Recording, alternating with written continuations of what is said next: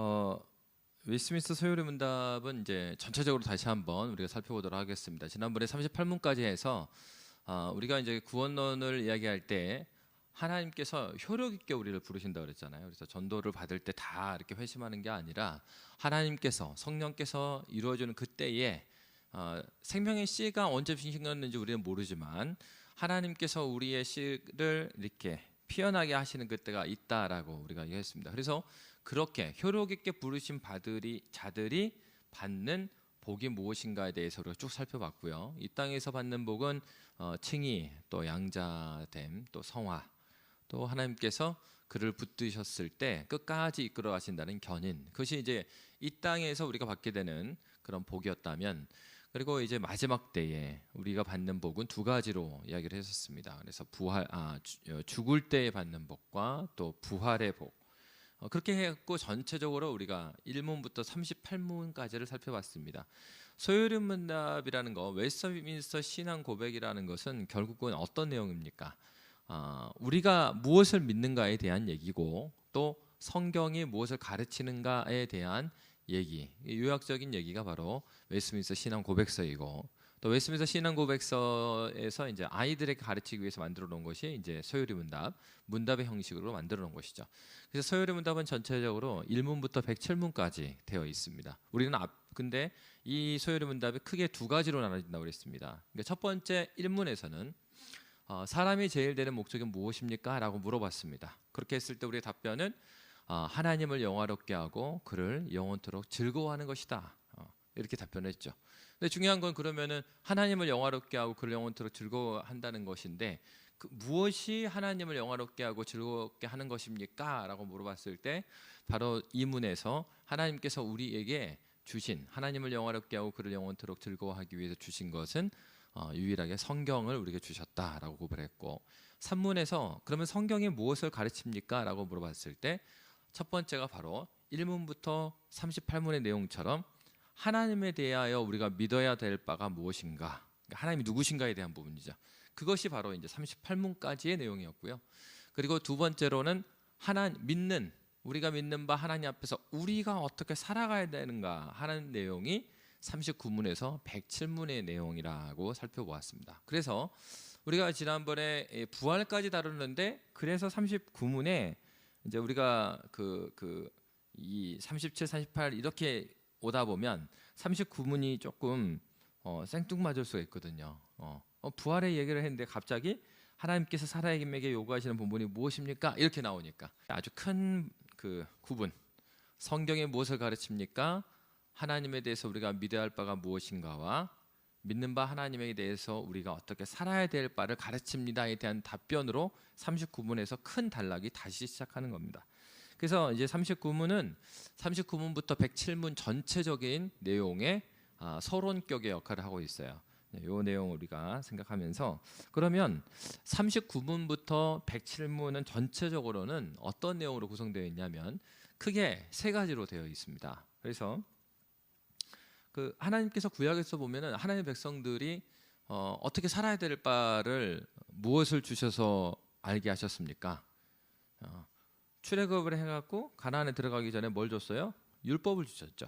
그래서 39문에서 81문은 이 율법과 그 율법 중에서도 우리가 이제 주일 말씀에서 봤듯이 율법 안에서 헌법과 같은 역할을 하는 게 뭐라고 그랬어요? 십계명. 그래서 이제 우리가 하나님 앞에서 어떻게 살아야 되느냐, 그 내용에 있어서 39문부터 81문은 율법하고 십계명을 다루고 있어요. 그리고 이제 그 82문부터 그 다음에 87문은 근데 율법과 십계명을 주셨어요. 근데 율법과 십계명을 주셨는데, 그러니까 모든 사람들이 율법과 십계명, 구약에서부터 줬잖아요. 율법과 십계명을 줬는데 모두가 그 율법과 십계명을 받은 모두가 하나님 나라에 구원받은 백성이 된 건 아니죠. 그러면 이런 율법과 십계명을 주셨어요. 그러면 하나님 나라 백성으로서 그 앞에서 어떤 사람들이 이 말씀 안에 하나님 나라 백성으로 살 수 있는가 하는 부분을 82문부터 87문부터 다루는 거예요. 그것이 이제 믿음과 회개에 대한 부분입니다.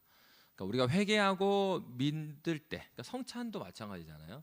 믿음으로 참여하지 않으면 너희의 죄를 너희가 쌓는 것이다라고 하는 것처럼 82문부터 87문은 회개와 믿음에 대해서 다루고 있습니다.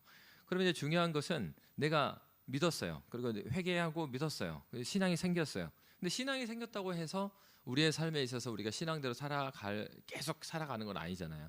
넘어지기도 하고 일어나기도 합니다. 그런데 무엇이 넘어졌을 때도 일어나게 하고 또 우리가 흔들렸을 때도 뚜렷한 방향이 흔들릴 때도 그 방향을 향해서 무엇이 나가게 하는가?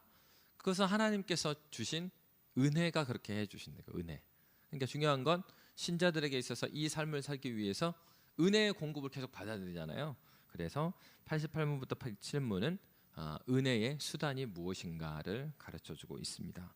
그래서 하나님이 사람에게 요구하시는 의무가 무엇인가 39분부터 107문의 전체적인 내용은 39에서 81문은 율법과 십계명, 82문부터 87문은 믿음과 회개, 88문부터 107문은 은혜의 수단에 대해서 다루고 있습니다. 이제 그러면 이제 중요한 건 39문부터 107문에 대한 내용은 어떻게 살아야 되느냐의 문제잖아요. 근데 이 내용은 앞에 1문과 31문부터 38문과 분리되어 있지 않습니다. 그러니까 하나님이 누구신지를 잘 아는 사람이 하나님의 뜻에 맞게 잘 살 수가 있어요. 그러니까 그 바리새인들이나 유대인들이 잘못했던 건 무엇입니까? 하나님을 아는 지식은 없는 거예요. 그러니까 탕자의 비유에서 큰아들이 그 바리새인과 서기관으로 비유된 사람이잖아요. 그러니까 큰아들은 성실했어요. 아버지가 말한 거 다 했고 밭에 일도 하고 다 했습니다. 근데 그에게는 뭐가 없었습니까? 하나님 아버지의 마음을 아는 마음이 없었죠. 그렇기 때문에 결국은 성경에서 증거하는 바가 크게 우리가 믿는 하나님이 누구신가에 대한 내용과 그 믿는 바 하나님 앞에서 어떻게 살아야 되는 내용인데 어떻게 사느냐의 내용 중요한데 이 내용은 뭐와 분리될 수 없습니까? 하나님이 누구신가에 대한 내용과 분리될 수가 없죠. 그래서 중요한 것이 이제 그 뒷부분에 믿음과 회개를 다시 다루는 것이죠. 그러니까 중요한 것은 우리가 1문부터 38문과 39문부터 107문은 분리되지 않는다는 겁니다. 결국 이건 뭐예요? 교리 자체가 중요한 게 아니에요. 그러니까 교리는 무엇을 위해 있는 것입니까? 성경을 위해 있는 거죠. 그러니까 성경을 이해하는 데 돕도록 이 교리가 있는 겁니다. 그러니까 이 교리가 의미하는 말 성경이 이런 내용이다라는 우리에게 가르쳐주고 있는 것입니다. 그러면 이 39문 답을 다시 한번 보여주시면 한번 보여주세요.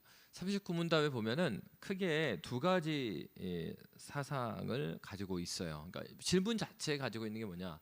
하나님께서 사람에게 요구하시는 본분은 이렇게 말하고 있잖아요.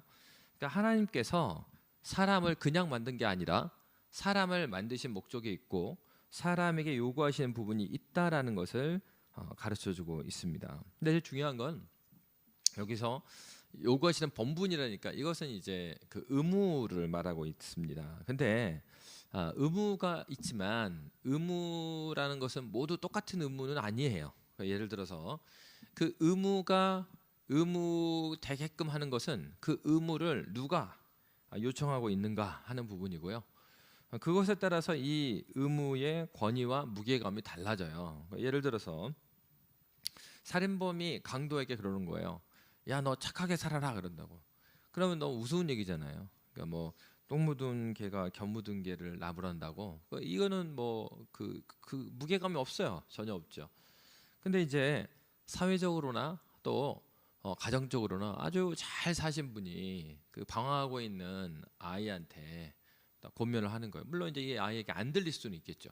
그런데 그렇게 권면을 한다 그러면 사람들은 그렇지. 저분들이 와서 권면을 해줘야지. 예? 그러니까 청소년 무슨 특강을 한다고 했을 때 청소년 때 자기는 아주 마음대로 산 사람이 와서 특강을 해요. 그러면은 이제 그 강사를 모실 때 그런 말이 나오죠. 아니 저 사람을 왜 모시냐. 너무 부적절하다. 근데 정말 청소년 때도 방황을 했으나 신앙 가운데서 잘 극복을 하고 그냥 그때만 극복한 게 아니라 뭐 대학을 가서 사회에 나가서도 그때의 실패를 다시 정말 좋은 교훈으로 해서 잘 살아낸 믿음으로 살아낸 그분을 이렇게 모시면 모두가 우리 아이들 얘기를 하는 것 같다 이렇게 이제 기억을 하게 되겠죠. 마찬가지입니다. 중요한 것은 하나님께서 사람에게 요구하시는 본분 이 의무는 그러니까 누가 요청하신 거예요? 하나님께서 하셨다는 사실을 우리가 먼저 기억해야 되는 거죠. 그냥 사람들 사이에서도 굉장히 존경스럽고 잘 사는 분이 하시는 권면들을 우리는 무시하지 않죠. 마찬가지입니다. 먼저 기억해야 될 것은 이 하나님 이 요구, 하나님께서 우리에게 요구하시는 이 요구는 하나님이 우리에게 주신 것이다라는 것을 기억해야 합니다. 그래서 시편 기자는 시편 119편 91편에 이렇게 말했습니다. 천지가 주의 규례들대로 오늘까지 있음은 만물이 주의 종이 된 까닭이니이다. 무엇을 말했냐면 만물 그 천지의 주의 규례들이 하나님의 법칙들이 오늘까지 있은 것은 하나님께서 전체의 주인이시니까 이렇게 말했거든요. 그러니까 하나님께서 이 세상에 요구하시는 하나님의 이 규율, 법칙들은 사람에게뿐만 아니에요. 모든 피조물에게 하나님께 주어진 의무라는 거죠. 근데 그 중에서도 사람에게 부여해 주는 의무의 차이가 있고 무게감이 차이가 있는데 그것은 사람에게는요. 전체를 다스릴 그 대리 통치자로서의 권한을 주었습니다. 그리고 그 대리 통치자의 권한을 주시되 하나님은 사람을 만들 때 하나님의 형상을 따라 만드셨죠. 하나님의 형상을 따라 만들었다라는 것은 기계적인 존재가 아니라는 얘기예요. 하나님이 인격적인 신분인 것처럼 우리도 인격적인 존재라는 겁니다. 그래서 인격적인 존재에서 가장 중요한 것은 자유의지, 자기 의사. 그러니까 자유의지를 가지고 하나님께 순종하는 의무를 우리에게 주셨어요. 그래서 우리가 이제 오해하면 안 되는 것이 첫 번째는 하나님께서 사람에게 요구하시는 본분이 있다 그러니까 이거를 의무로 생각을 해갖고 오늘날은 사실은 의무에 대해서 굉장히 거부감이 많잖아요. 의무감이 아니라 자율.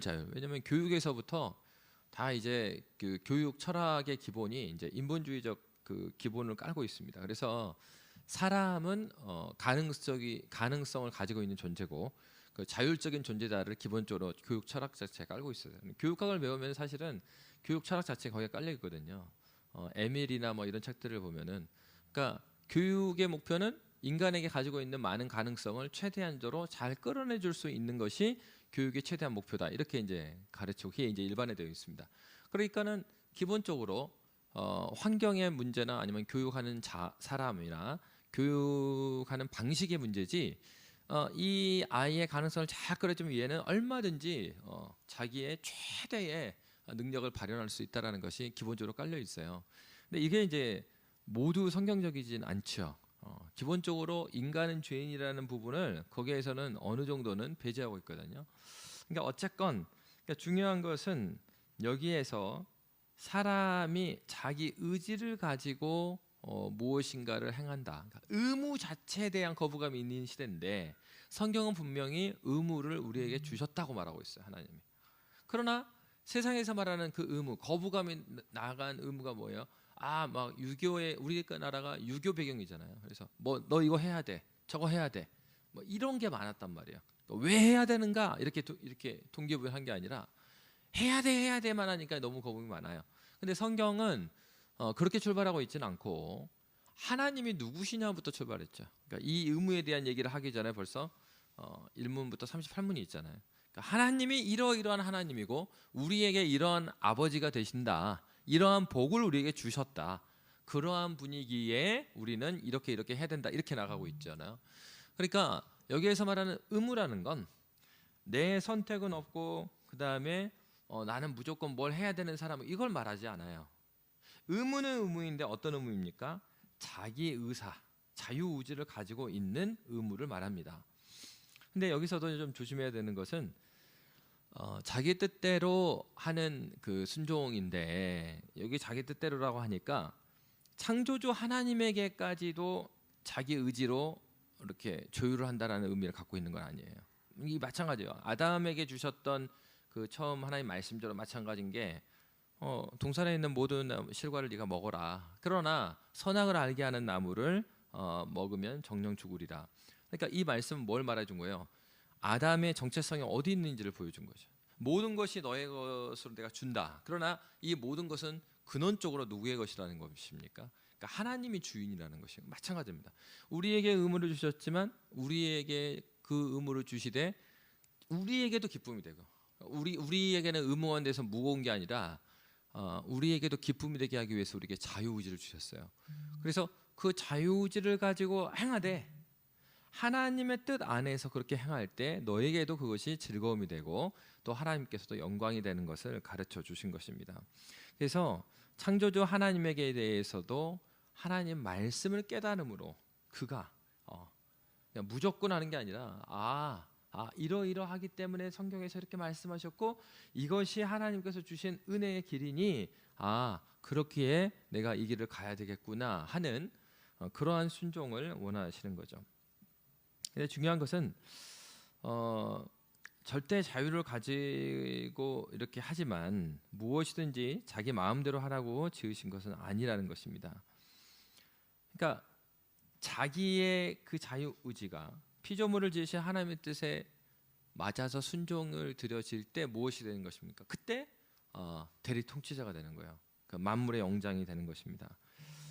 그러면 사람에게 요구하시는 그 본분이라고 했습니다.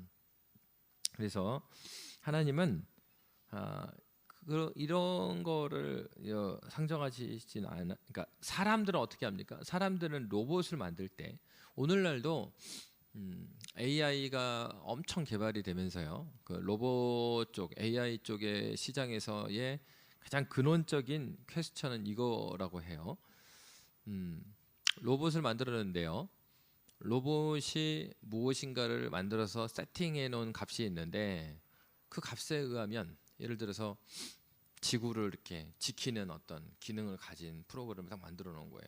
근데 이 프로그램을 딱 만들어 갖고 온갖 계산을 해 보니까 이 계산의 결과에 있어서 사람의 인구를 이대로 두었다가는 사람에게 유익하지 않는 거예요. 그러면은 이제 기계는 어떻게 그 AI는 어떻게 결론을 낼 수 있냐면 인구를 절반으로 줄이는 것이 사람에게 좋은 것이다.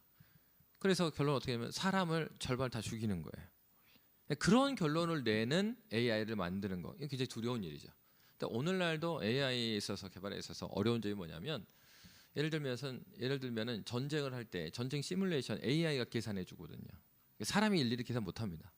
그래서 이 나라와 이 나라가 전쟁이 일어날 것 같다. 그러면은 이 데이터 값을 다 집어넣는 거예요. 그래서 그러면 이 전쟁을 했을 때 어느 정도의 승률이 있을 것인가? 그리고 전쟁을 해야 돼, 말아야 돼? 라고 결론을 내도록 딱 명령을 주면은 AI가 이거는 뭐 승리합니다. 뭐 아닙니다. 막 이런 식의 결론을 내줘요.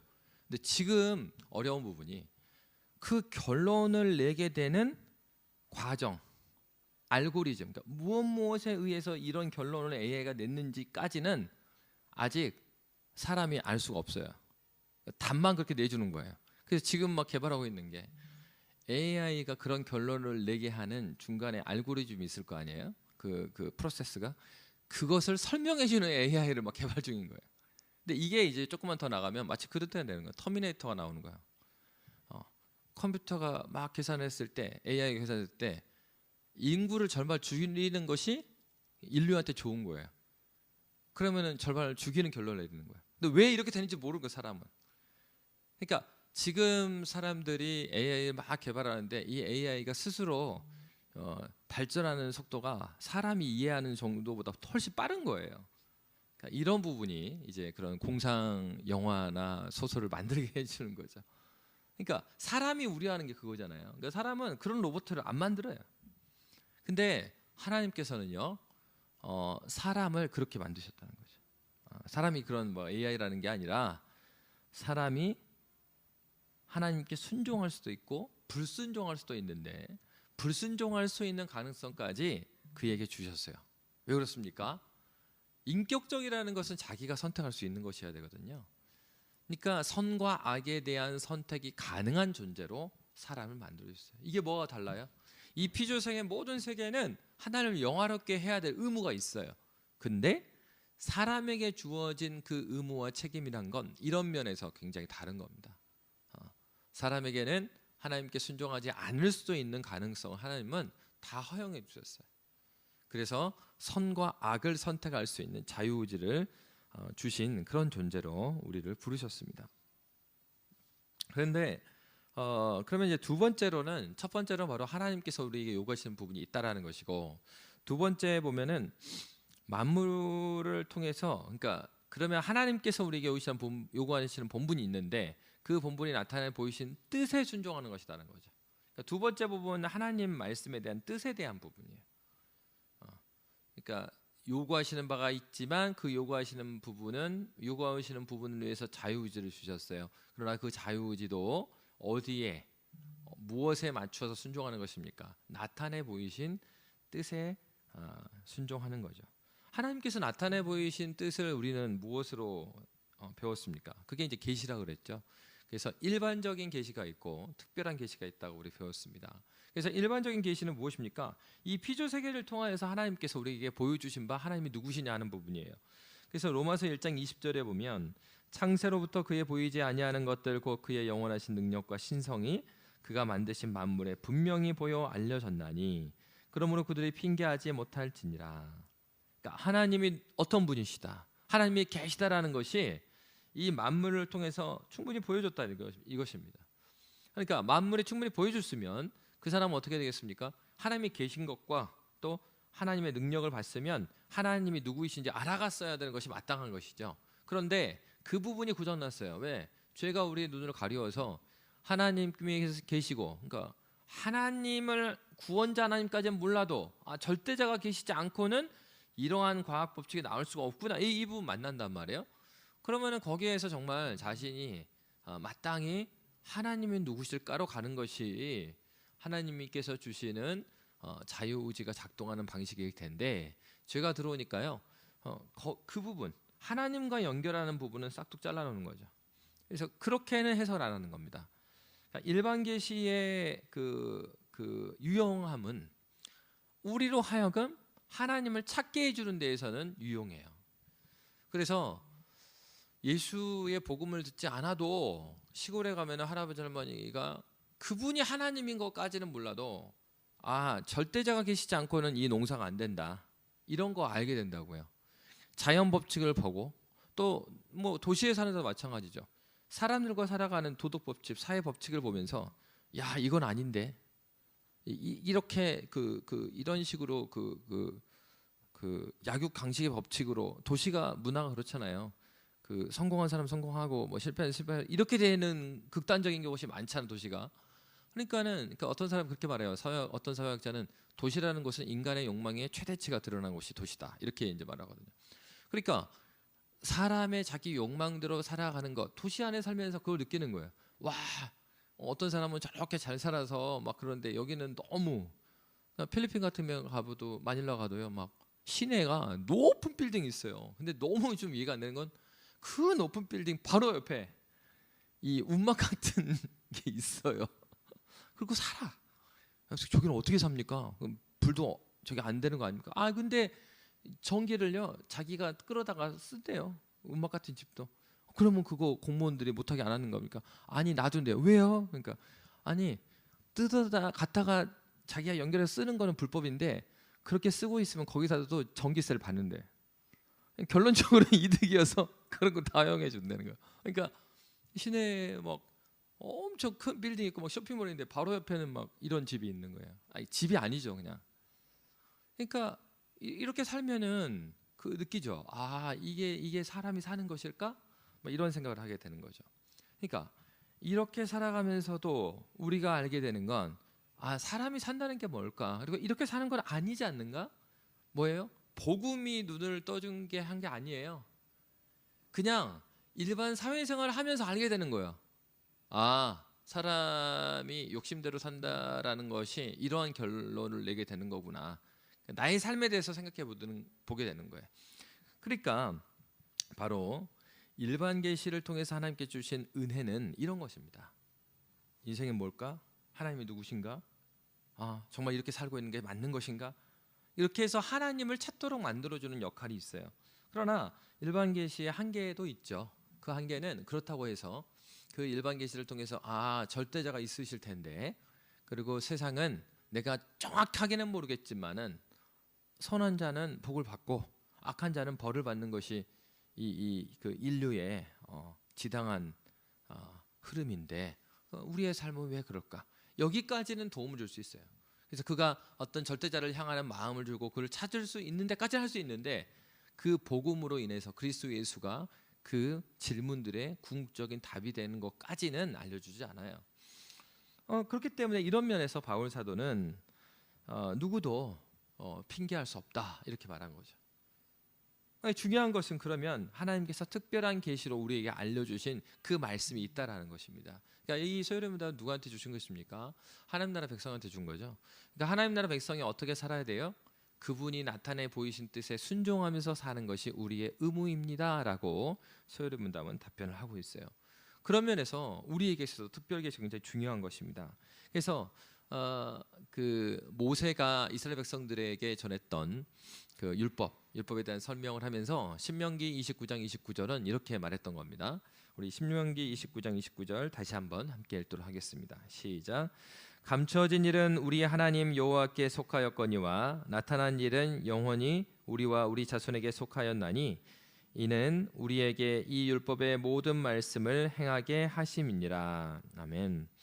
첫째는 감추어진 일이 있다라는 거예요. 그러니까 성경의 계시를 우리에게 주셨어요. 근데 요한복음에서 나와 있지만은 예수님께 행하신 모든 것이 기록되어 있는 건 아니라는 거예요. 성경에 우리에게 알려주신 바 된 내용이 있음과 동시에 알려주지 않은 내용도 있다라는 것. 그러니까 하나님께서는 우리에게 어떠한 내용 알려주셨어요? 우리가 구원에 이르게 합당한 내용 중심으로 계시를 통해서 알려주셨습니다. 성경을 통해서 감춰진 일이 있습니다. 우리가 모르고 하나님만 아시는 일이 있다는 이런 측면에서 우리는 하나님, 그러니까 성경을 좀 안다고 해서 교만하면 안 되는 것이 바로 이거죠. 하나님께서만 하시는 일이 있다. 그것을 인정하고 우리가 살아가야 되고요. 두 번째로는 그것만 있다면 우리에게는 소망이 없죠. 그런데 하나님께서 우리로 하여금 알게 하신 것도 있다. 그래서 그것을 나타난 일이다. 이렇게 나타난 일, 성경을 통하여서 나타내 보여주신 말씀이 있죠. 나타내 준 내용이 있습니다. 그것이 어떻게 되어 있어요? 우리와 우리 자손에게 속하였다라고 말하고 있어요. 그러니까 이 신명기는 누구한테 쓴 것입니까? 모세가 출애굽 2세대한테 지금 율법을 강의한 거잖아요. 그러면 우리가 생각할 때 그거 아주 옛날에 그 이스라엘 사람들한테 준 게 뭐 우리에게 해당되는 게 아니에요. 그게 아니라 우리와 우리 자손에게 속했다. 그러니까 그때 당시에 느보산에서 이 말씀을 들었던 사람들한테만 해당되는 얘기가 아니라 우리에게도 믿음의 자손인 우리에게도 이 말씀이 해당된다라는 것입니다. 그렇기 때문에 우리의 의무는 무엇이겠어요? 저 자손에는 우리만 속해 있는 게 아니고 우리 자손도 속해 있어요. 그러니까 우리의 의무는 무엇입니까? 이 말씀, 모세에게 주셨던 하나님의 이 계시의 내용의 말씀을 우리가 잘 받고 우리만 잘 먹고 잘 사는 게 아니라 이 말씀을 우리 아이들한테 전하는 것, 다음 세대에게 전해주는 것. 그러니까 시공간이 마찬가지죠. 현 시대에 같이 사는 사람들에게는 어떻게 전해요? 전도와 선교를 통해서 그들에게 전하는 것이고, 그리고 이제 시대가 지나가서 다음 세대에게는 우리 자손에게도 이 말씀이 섞여 있으니까 믿음의 자손들에게 이들에게도 그리스도가 누구이신지, 그리고 어떻게 이 세상을 하나님을 아는 눈으로 바라봐야 될 것인지, 어떻게 살아야 될 것인지를 이 말씀을 보존할 책임이 우리에게, 오늘 교회죠. 교회된 우리에게 있다라고 말하고 있습니다. 네 번째로는 말씀을 보면 이는 우리에게 이 율법의 모든 말씀을 행하게 하십니다. 그러니까 우리가 그 계시를 다 받고 참된 지식을 가지고 또 하나님께서 우리에게 명하신 그 본분, 율법의 모든 말씀을 지켜라. 그것이 우리의 의무다라고 말하고 있습니다. 결국은 우리가 이 말씀을 통해서 기억해야 될 것은 첫 번째, 하나님께서 나타내신 뜻이 있다는 거야. 주어. 누가 주신 뜻이냐? 하나님이 주신 뜻이 있다. 그래서 신앙생활 할 때 하나님이 주신 뜻이 있다라는 부분을 계속 기억해야 합니다. 근데 이제 중요한 것은 우리가 헷갈릴 때가 있어요. 이게 하나님이 주신 뜻이 아닌데 하나님이 주신 뜻이라고 생각할 때가 있단 말이야. 종종 그래요. 뭐 목사들이 누구든지 간에. 근데 다만 두 가지. 하나는 내가 하나님의 말씀 많이 알아야 되겠죠. 그러니까 전체적으로 성경에서 말하는 바가 무엇인지를 잘 알고, 그리고 하나님 말씀을 잘 알아야 되는 거고, 두 번째로는요, 하나님 말씀을 잘 알고 있다 하더라도 깨어있지 않으면 우리의 죄가 눈을 가리니까 깨닫지 못해요. 그러니까 두 가지. 하나님 말씀을 잘 알 뿐만 아니라 그리고 그 말씀 안에서 깨어있는 것, 이게 첫 번째로 중요한 것입니다. 누가 주신 말씀이냐? 하나님께서 주신 뜻에 집중해야 되는 게 이게 첫 번째고요. 그러면은 이 뜻에 대한 부분이죠. 히브리서 5장 14절에 보면 그래서 하나님께서 나타내신 바 뜻이니까 하나님께서 주신 말씀이 중요한 거고, 두 번째는 나타내신 바 뜻이라고 했을 때 이 뜻을 구체적으로 히브리 기자는 이렇게 말해요. 히브리서 5장 14절에 보면 단단한 음식은 장성한 자의 것이니 그들은 지각을 사용함으로 연단을 받아 선악을 분별하는 자들이니라. 그러니까 이제 어제 그제 이렇게 말씀해 보면 요한일서나 이 요한 사도의 그 시대의 교회에는 영지주의자라는 사람들이 있었단 말이에요. 그래서 그 사람들이 진짜 그리스도인은 누구냐라고 했을 때 어떻게 이야기했냐면 특별한 지식을 가지고 있는, 여기서 말하는 건 이성적인 지식 말하는 게 아니라 특별한 지식, 그래서 영적인 무엇인가를 경험했거나 영적인 무엇인가 탁월한 내용을 알고 있거나 이런 사람들이 더 높은 지식을 갖고 있다고 생각했어요. 뭐의 영향이냐면 당시에 그리스 철학에 의하면 고상한 것은요 물질적이지 않다고 믿었거든요. 육체적이고 눈에 보이는 거는 이 수준이 낮다고 봤어요. 그러다 보니까 교회 안에서도 신앙적으로 오염이 되니까 어떻게 했습니까? 더 특별한 경험을 했거나 또 특별한 남들이 알지 못하는 이 성경을 볼 때 이런 내용이 있다고 하면서 아 그렇구나 깨달았다 하면서 이런 사람들이 굉장히 하나님을 더 많이 아는 것처럼 하는, 그래서 교회가 이제 어지러워진 내용이 나오는데 히브리서 5장 14절에 우리에게 말해주는 것은 장성한 자가 누구냐 이렇게 말해요. 단단한 음식은 장성한 자의 것이니 그들은 지각을 사용함으로 연단을 받아 선악을 분별하는 자들이다 이렇게 말합니다. 그러니까 그리스도인들이 장성하다, 이건 마땅히 생명이 있으면 장성하잖아요. 자라가죠. 자라간다는 내용은 우리의 이성을 사용하지 않는 게 아니에요. 이 말은 그러니까 이게 극단적인 게 문제인 겁니다. 그러니까 신앙적이다 우리가 말했을 때 한국 교회의 역사상 이런 경우도 많아요. 야, 네 생각은 다 버리고 말이야. 우리가 이제 찬양을 할 때 나의 생각과 나의 의지를 버리고 뭐 주님을 이게 맞아요. 근데 거기서 말할 때는 이성 스위치 다 끄라는 얘기 아니거든요. 우리의 지성이 하나님의 뜻 위에 올라가는 것을 배제해라는 얘기지. 하나님의 뜻대로 산다고 하니까 이 스위치 다 끄고 야 생각하지 마, 뭐 따지지 마, 그리고 믿어, 이걸 말하는 게 아니에요. 믿는 것 자체가 우리의 지성을 활용하는 거예요. 성경에 뭐라고 말합니까? 그들은 지각을 사용함으로 연단을 받아 분별함, 선악을 분별하는 자들이다. 선악을 분별하는 능력이 어디서 나온다고 그랬어요? 첫 번째로는 지각을 사용하는 겁니다. 우리에게 주신 지성의 자격은 크게 두 가지예요. 그것이 그것인가 하는 것을 판단하는 자격이 있고요. 그리고 그것이 왜 그런가 하면서 논리적으로 추론하는 자격을 가지고 있어요. 그러니까 우리의 경험을 통해서도 우리는 하나님을 알아가죠. 근데 내 경험이 절대적이지 않을 수 있잖아요. 내 경험을 했지만 이것이 나의 경험만일 수도 있잖아요. 근데 그것을 어떻게 확인해요? 이석의 추론을 통해서, 성경을 통해서 아 이런 경험은 성경에서 무엇이라고 말하는구나. 그러면서 신앙이 지각을 찾아가면서 균형을 잡아가는 거죠. 그러니까 성경이 이렇게 말한 거예요. 히브리서 기자가 지각을 사용함으로 하나님 알아갔어요. 그냥 알아갔는데 성경은 이렇게 말합니다. 지각을 사용함으로 해갖고 지식을 많이 쌓아가면 장성한 분량이 된다 이렇게 말하지 않았어요. 지각을 사용함으로 그 다음에 나온 게 연단을 받아. 이 연단은 어떤 연단이겠어요? 하나님을 알아가서 그 말씀대로 살려고 하니까 오게 되는 연단이에요. 연단을 받아 앞에 지각을 사용함으로가 있단 말이에요. 하나님 알아갔어요. 예배를 통해서 성경의 말씀을 통해서 하나님 누군지 알아갔어요. 알아가고 그 말씀대로 살려고 하니까 이 세상에 이 욕심과 정욕대로 흘러가는 세상에서 하나님 뜻대로 살려고 하니까 부딪히는 부분이 나올 수밖에 없죠. 그 부분에서 오게 되는 연단, 그것을 받게 되면서 뭐가 생긴다고요? 선악을 분별하는 분별함이 거기서 생기는 것입니다.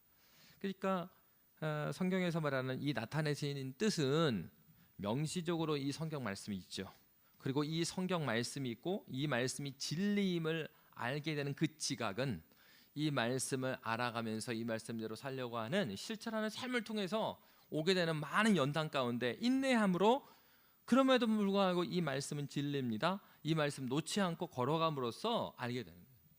그래서 여러분 그렇잖아요. 어떤 분들을 보면은 그 신학적인 지식이 많지는 않으세요. 그럼에도 불구하고 굉장히 교회에서 지혜로운 분들이 많죠. 그러니까 어떻게 알게 되겠어요? 그분들도 옛날에 시행착오를 다 겪으신 거예요. 예. 이 섬김을 했을 때 이런 문제가 있었고 저런 문제가 있었고 그러니까 세월이 주는 그 지혜가 있죠. 그렇습니다. 하나님의 말씀대로 살려고 한 사람, 하나님의 말씀 알았습니다. 그 말씀대로 순종함을 통하여서 연단을 받고 그에게는 선악을 분별하는 지혜가 있는 거죠.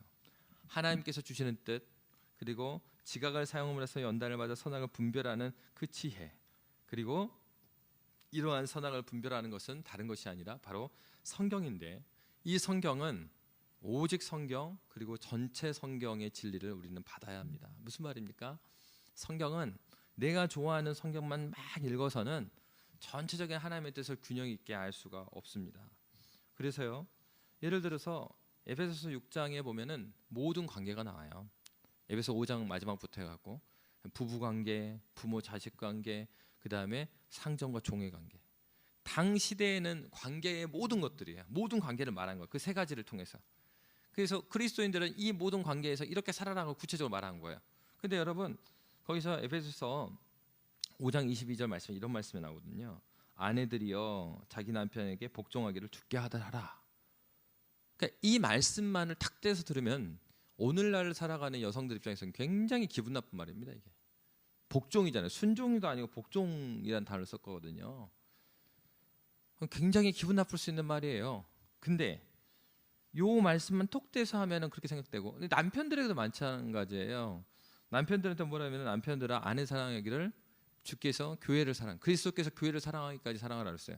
당시대의 이 아내들은 사실은 숫자도 세지 않았고 뭐 부인을 여러 만들든지 말든지 그건 다 남편들의 소관이지 아내하고 아무 상관이 없어요.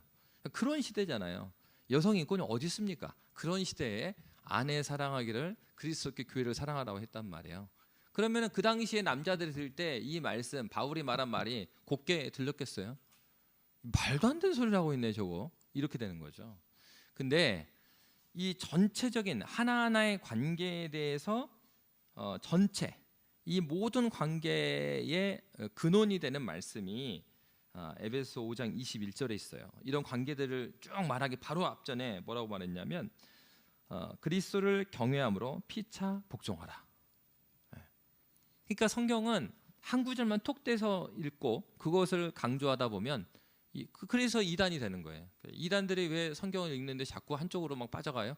자기들이 셀렉해서 읽는 것만 읽어요.